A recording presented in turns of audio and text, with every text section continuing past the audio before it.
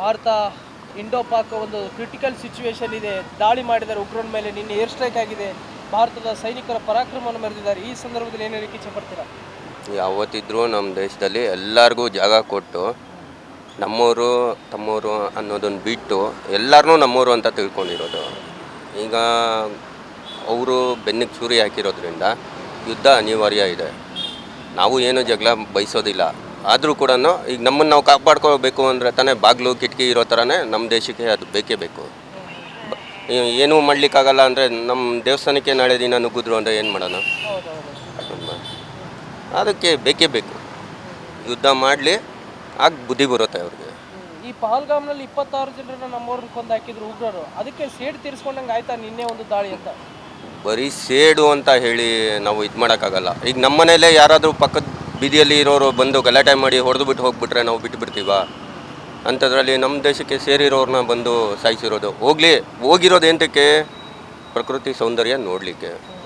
ಅದರಲ್ಲಿ ಹೋಗಿರೋರು ತಪ್ಪೇನಿದೆ? ಅದು ಎಲ್ಲಿಗೆ ಹೋಗಿದ್ದಾರೆ? ಪಾಕಿಸ್ತಾನಕ್ಕೇನು ಹೋಗ್ಲಿಲ್ವಲ್ಲ, ನಮ್ಮ ದೇಶಕ್ಕೆ ಹೋಗಿರೋದು. ಸೊ ಅವರು ಬಂದು ಈ ಥರ ಬೆನ್ನಿಗೆ ಚೂರಿ ಹಾಕೋ ಥರ ಬಂದು ಕದ್ದು ಬಂದು ಈ ಥರ ಮಾಡ್ತಾರೆ ಅಂದರೆ ಅದಕ್ಕೆ ಬುದ್ಧಿ ಕಲಿಸೋ ಅನಿವಾರ್ಯತೆ ಇದ್ದೇ ಇದೆ.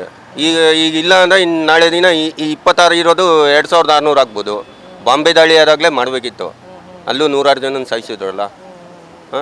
ಈಗ ನಮ್ಮ ದೇಶದ ಕಾನೂನಲ್ಲಿ ಇನ್ನು ಸ್ವಲ್ಪ ಬಿಗಿ ಮಾಡಬೇಕು. ಯಾಕಂದರೆ ಒಬ್ಬ ಉಗ್ರಗಾಮಿನ ಅರೆಸ್ಟ್ ಮಾಡಿ ಅವನ್ನ ಎನ್ಕ್ವೈರಿ ಮಾಡಿ ಜೈಲಿಗೆ ಹಾಕಿ ನೇಣು ಹಾಕೋವರೆಗೂ ಕೋಟ್ಯಾಂತರ ರೂಪಾಯಿ ಖರ್ಚು ಮಾಡಿಕೊಂಡು ಕೋಟ್ಯಾಂತರ ದಿನಗಳನ್ನ ಹಾಳು ಮಾಡ್ತಾರೆ. ಅದ್ರ ಬದಲು ಈ ಥರ ಮಾಡಿದ್ರು ಅಂದರೆ ಆನ್ ದಿ ಸ್ಪಾಟ್ ರಿಸಲ್ಟ್ ಕೊಟ್ಟರೆ ನೆಕ್ಸ್ಟ್ ಇನ್ನೊಬ್ಬ ಬಂದು ಹುಟ್ಕೊಳ್ಳಲ್ಲ. ಈಗ ನಮ್ಮ ದೇಶದಲ್ಲಿ ಯಾರಾದರೂ ಬಂದು ಲಂಡನ್ಗೆ ಹೋಗಿ ಮಾಡ್ಲಿಕ್ಕಾಗತ್ತಾ ಅಥವಾ ಪಾಕಿಸ್ತಾನ್ಗೆ ಹೋಗಿ ಮಾಡಿದರೆ ಬಿಡ್ತಾರಾ? ಇಲ್ಲ ಅಲ್ವಾ? ಯಾವುದೇ ಇದ್ರೂ ಆನ್ ದಿ ಸ್ಪಾಟ್ ಡಿಸಿಷನ್ ಇತ್ತು ಅಂದರೆ ಈಗ ಇನ್ನೊಬ್ಬರು ತಂಟೆ ಬರೋದಿಲ್ಲ. ನಮ್ಮ ಪ್ರಕಾರ ಏನು ಅಂದರೆ ನಮ್ಮ ದೇಶದ ಶಕ್ತಿ ಏನು ಅಂತ ಈಗ ಗೊತ್ತಾಗತ್ತೆ ಅವ್ರಿಗೆ. ಧರ್ಮ ನೋಡಿ ಕೇಳಿ ಹೊಡೆದ್ರು, ಮುಸ್ಲಿಮ ನೀನು ಹಿಂದೂನಾ ಅಂತೇಳಿ. ಇಲ್ಲಿ ನೋಡಿ, ಇದು ಆ ಥರ ದ್ರೋಹಿಗಳಿಗೆ ಬಂದು ಧರ್ಮ ಅದು ಇದು ಯಾವುದೂ ಇರೋದಿಲ್ಲ. ಅವ್ರು ಮನುಷ್ಯತ್ವ ಕಳ್ಕೊಂಡಿರೋ ಪ್ರಾಣಿಗಳು. ಈಗ ನಾವು ಸಾಕಿರೋ ನಾಯಿಗೆ ಹುಚ್ಚು ಹಿಡಿತು ಅಂದರೆ ನಾವೇನು ಮಾಡ್ತೀವಿ? ಅದೇ ಕೆಲಸ ಮಾಡಬೇಕು. ಅದು ಮನುಷ್ಯ ಪ್ರಾಣಿಯಲ್ಲಿರುವಂಥ ಹುಚ್ಚು ಜನಗಳು. ಅದು ಯಾವ ಜನಾಂಗಕ್ಕೂ ಸೇರಿದವರು ಅಲ್ಲ, ಅಥವಾ ಯಾವ ಪ್ರಾಣಿಗೂ ಅದನ್ನು ಹೋಲಿಕೆ ಮಾಡೋದು ತಪ್ಪಾಗುತ್ತೆ. ಯಾಕಂದರೆ ಪ್ರಾಣಿಗೆ ಅವಮಾನ ಮಾಡ್ದಂಗೆ ಆಗುತ್ತೆ. ಅಂಥ ರಕ್ತ ಪಿಪಾಸುಗಳನ್ನ ಹೊಡಿಲೇಬೇಕು ಬಿಡಿ. ಕೊನೆ ಯುದ್ಧ ಆಗ್ಬೇಕಂತೀರಾ ಅಥವಾ ಹೇಗೆ? ನೋಡಿ, ನನ್ನ ಪ್ರಕಾರ ಅದು ಯುದ್ಧನೇ ಅಲ್ಲ, ಅದು ಸೇಡು ಅಲ್ಲ. ನಮಗೆ ತೊಂದರೆ ಕೊಟ್ಟವ್ರೆ, ನಾವು ಅದನ್ನು ವಾಪಸ್ ಕೊಡ್ತಾ ಇದ್ದೀವಿ ಅಷ್ಟೇ. ಇದು ಯುದ್ಧ ಅಂತ ನಾವು ಕನ್ಸಿಡರೂ ಮಾಡಲ್ಲ. ಯಾಕೆ ಈಗ ಯಾರೋ ರಸ್ತೆಯಲ್ಲಿ ಹೋಗೋರು ಬಂದು ನಿಮಗೆ ಹೊಡೆದ್ಬಿಟ್ರೆ ನೀವು ಸುಮ್ಮನೆ ಬಿಟ್ಬಿಡ್ತೀರಾ? ವಾಪಸ್ ನೀವು ಹೊಡಿತೀರಲ್ವಾ? ಯಾಕೆ? ನಿಮ್ಗೆ ಅವನು ಬಂದು ತಂಟೆ ಮಾಡಿದ್ದಕ್ಕೆ ತಾನೇ ನೀವು ಹೊಡಿತೀರಾ. ಅದೇ ಥರ ಇದು ಅಷ್ಟೇ. ಇದು ಯುದ್ಧ ಅಂತ ನಾವ್ಯಾಕೆ ತಿಳ್ಕೊಬೇಕು? ನಮಗೂ ಶಕ್ತಿ ಇದೆ ಅಂತ ನಾವು ತೋರಿಸ್ತಾ ಇದ್ದೀವಿ. ಈಗ ನೆಕ್ಸ್ಟು ನಮ್ಮ ತಂಟೆಗೆ ಬರಲಿಕ್ಕೆ ಮಾಡಿದರೆ ಯುದ್ಧ ಅನಿವಾರ್ಯ ಆಗುತ್ತೆ. ಎಲ್ಲರೂ ಕೈ ಜೋಡಿಸ್ಲೇಬೇಕು.